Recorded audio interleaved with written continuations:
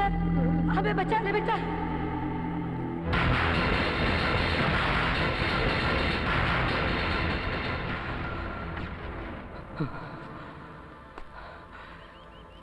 तुम यहाँ? मुझे तुम्हारी पूरी कहानी चाहिए। मेरी कहानी अभी अधूरी है। जब पूरी कर लूंगा तो दुनिया अपने आप जान लेगी। मुझे आगे की नहीं, तुम्हारी जिंदगी की पिछली सच्चाई जाननी है। सच्चाई तो ये है कि लोग गुनाह करके सजा पाते हैं और मैं सजा काट कर आ रहा हूं। गुनाह अब करूंगा। नहीं, मैं तुम्हें ऐसा करने नहीं दूंगी। जो होना है वो तो होकर ही रहेगा, उसे मैं भी नहीं रोक सकता। इंद्रजीत, मैंने तुम्हें बचाने के लिए गवर्नर साहब से कहा कि तुम निर्दोष हो, सुप्रीम कोर्ट के विद्वान जजों से कहा कि तुम निर्दोष हो, महामहिम राष्ट्रपति जी से कहा कि तुम निर्दोष हो। अब अगर तुमने कानून भी अपने हाथ में ले लिया तो मैं क्या कहूंगी?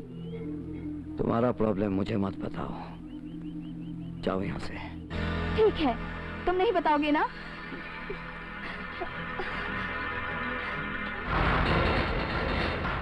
इंद्रजीत, मैं अपनी जान दे दूंगी। मैं कुएं में कूदकर अपनी जान दे दूंगी। नहीं! नहीं!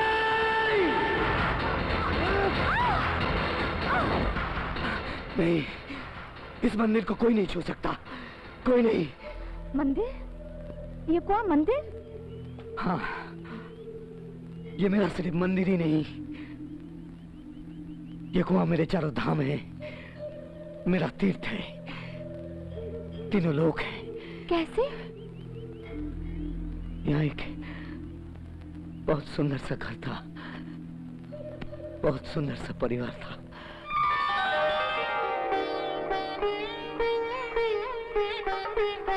माँ, मैं चलता हूँ। अरे पहले नाश्ता तो कर ले।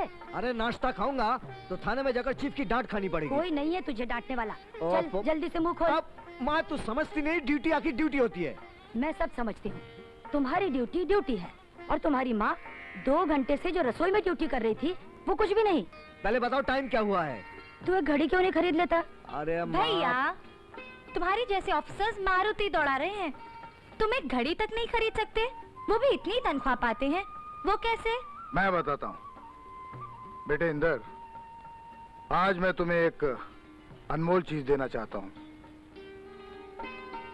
लेकिन डैड, ये तो आपकी घड़ी है।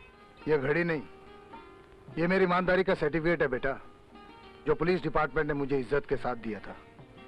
हाँ डैड, वो एक जमाना था जब आदमी की ईमानदारी को क्वालिफिकेशन माना जाता था। ये क्वालिफिकेशन तुम्हारे पास भी होगी। ईमानदारी के इनाम में मिली इस घड़ी को अभी शिकायत का मौका मत देना बेटा। क्यों अपने बच्चे की जिंदगी बर्बाद करना चाहते हो? एक मिनट, सीज फायर। अब लग रहा हो। इतना बड़ा परिवार है, बुढ़ापा है, बेटी की शादी करनी है और तुम बेटे को उल्टी पट्टी पढ़ा रहे हो। अपने जैसा बनाना चाहते हो क्या? हो गई शुरू। समझाओ अपनी माँ को। है अरे तुमको कोई और काम धंधा नहीं है? अगर तुम्हारी बात सुनता तो जेल में होता। जाओ ले जाओ इसको, जाओ रहने दो। जाओ। चल बेटी। हे भगवान।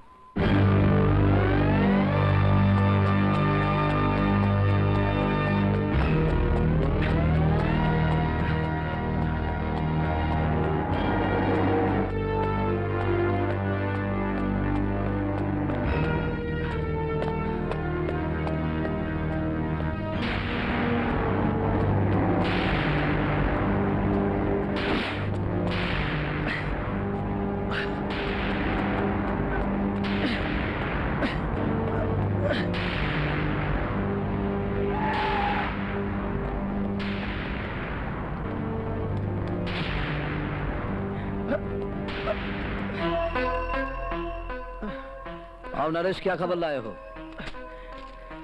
डिप्टी होम मिनिस्टर को बचा लो साहब। क्यों, क्या हुआ उनको? उनको मारने के लिए वो लोग प्लान कर रहे थे, मैंने सुन लिया तो मुझे गोली मार दी। कौन है वो लोग? ओ, नरेश, नरेश, नरेश!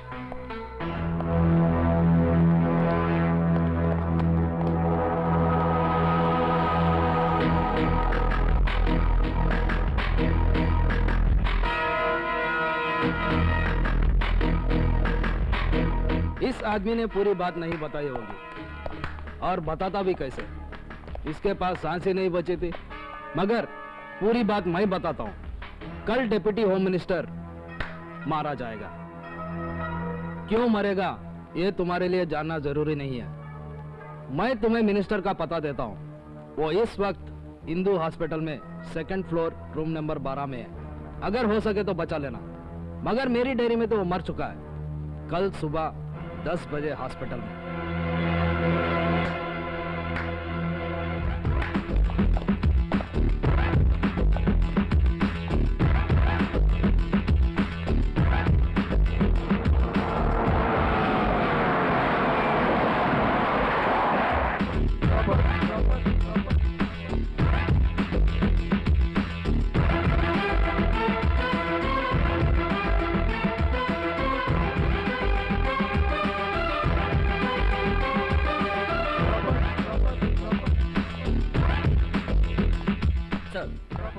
होशियार रहना, और तुम भी। हेलो, आईजी है।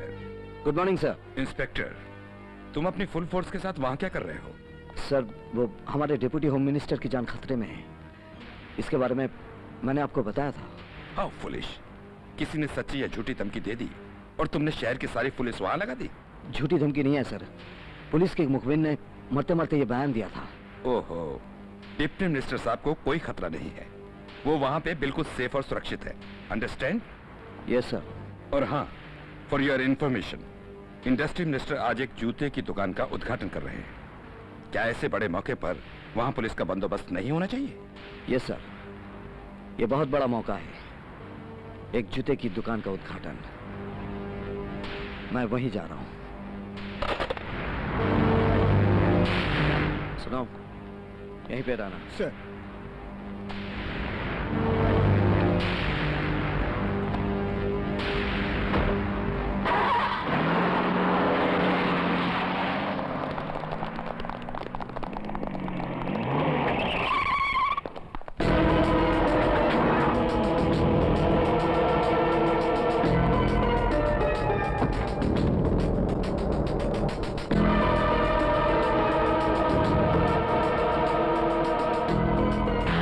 जी नमस्ते। नमस्कार। ले जा सकते हैं अंदर?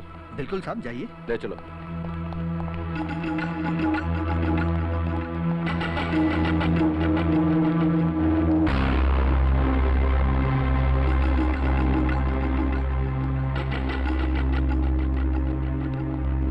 संभाल के, आराम से संभाल के।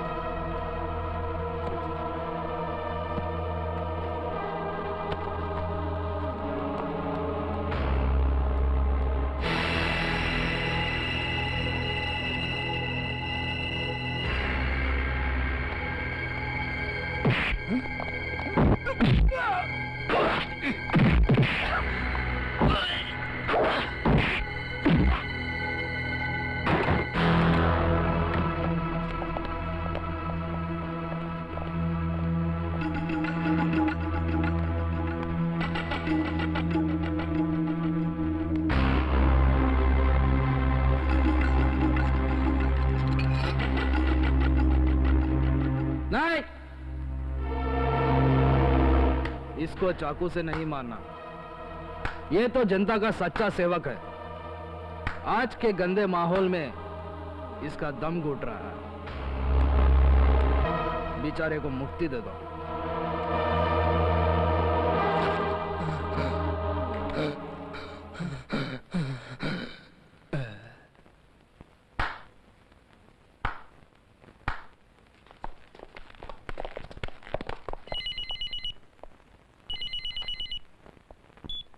Hello sir, sir deputy home minister साहब की हत्या हो गई है। क्या? जी। आइए साहब को खबर कर दो। उनको यकीन नहीं आएगा। मैं आ रहा हूं।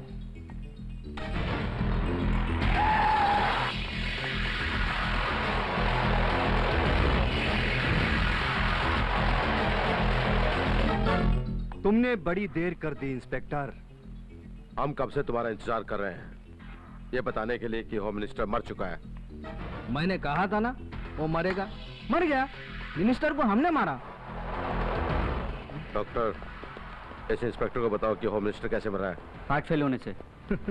सुना, मर्डर हमने किया, मगर कानून तेरे बयान को इकबाल जुर्म नहीं मानेगा। कानून तो डॉक्टर के रिपोर्ट को ही सच मानेगा। मैं क्या चीज हूँ इसका तो तुमको कुछ आइडिया मिल ही गया होगा। चलता हूँ। आइडिया तो यह है कि अभी तुमको जान से मार डालूं।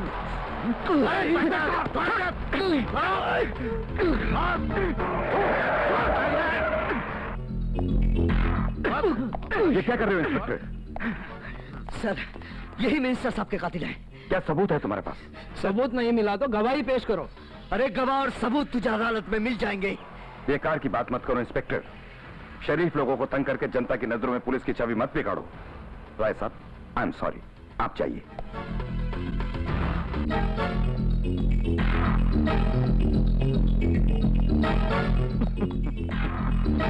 साहब, आपने कातिल को छोड़ दिया। चुपचाप अपनी ड्यूटी करो। एक कातिल को छोड़ देने के बाद आप कौन सी ड्यूटी बची है सर? मिनिस्टर साहब की लाश को कब्जे में लेकर पोस्टमार्टम के लिए भेज दो। पोस्टमार्टम किसका साहब?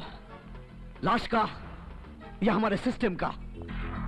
इतने सारे बंदोबस्त के बावजूद एक मिनिस्टर की जान न बच सकी तो एक साधारण आदमी की जान की क्या गारंटी है? यह एक मिनिस्टर की मौत नहीं साहब, जनता के भरोसे की मौत है। क्या बता सकेंगे कि जनता एक लीडर को वोट क्यों देगी? वो क्यों नहीं एक क्रिमिनल को ही अपना नेता बनाएगी? कम से कम अपनी जान तो बची रहेगी। क्या बकते हो इंस्पेक्टर? सर, मैंने आपसे कुछ नहीं कहा। सामने गांधी जी की तस्वीर है, उनसे कहा। गलती से आपने सुन लिया। I am very sorry sir. मैं तो एक पुलिस वाला हूं। एक आम आदमी के बारे में सोचने की क्या जरूरत है? Sorry sir.